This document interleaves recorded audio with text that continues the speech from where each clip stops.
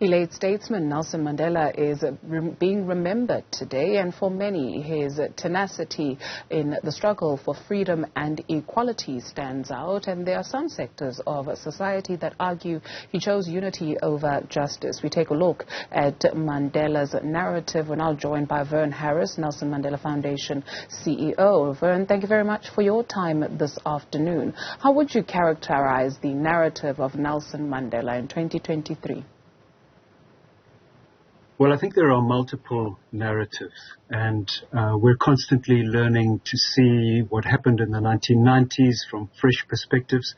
I think, on reflection, Madiba made mistakes as president of the country. There were mistakes made during the negotiations, but we made a very good start as we tried to build democracy. I think there have been terrible failures of leadership since then.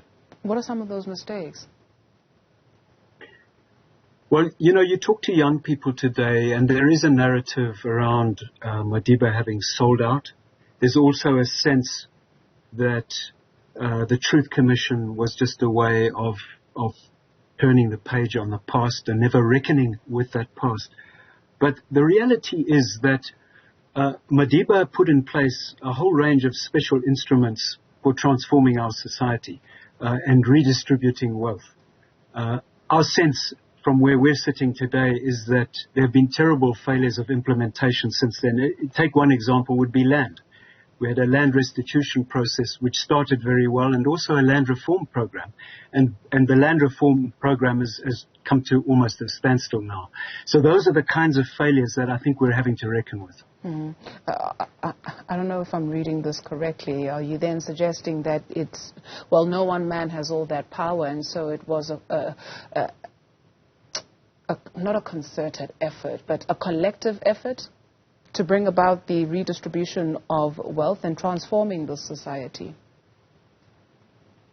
Well, it had to be a collective effort, but the reality is that today most South Africans are not free. They're in bondage to poverty, they're in bondage to inequity, corruption, electricity outages, and so on. And, we can look back at the 90s and we can see the mistakes that I was in government throughout Madiba's presidency. And we can see where we perhaps implemented models and strategies that weren't appropriate to our context. But I think the terrible failures have happened since 1999. When we take a look at the National Development Plan, a lot is being said about it with we've got almost 7 years to go to 2030, where the National Development Plan is supposed to have achieved quite a number of things. You take a look at spatial planning, you take a look at the redistribution of wealth, you take a look at the economy of South Africa. What seems to be the resistance? I think we're very good at devising plans and writing policy and legislation and so on, but we're not so good at implementation. And we have these very good plans. We have a wonderful constitution, but that constitution has not become a lived reality for most South Africans. And I think this is our singular challenge now. It can't be about who's to blame for this. It's about how do we fix this? And if we're going to find sustainable solutions, we're all going to have to take responsibility for working together for them. So that, for me, is the challenge of legacy as well.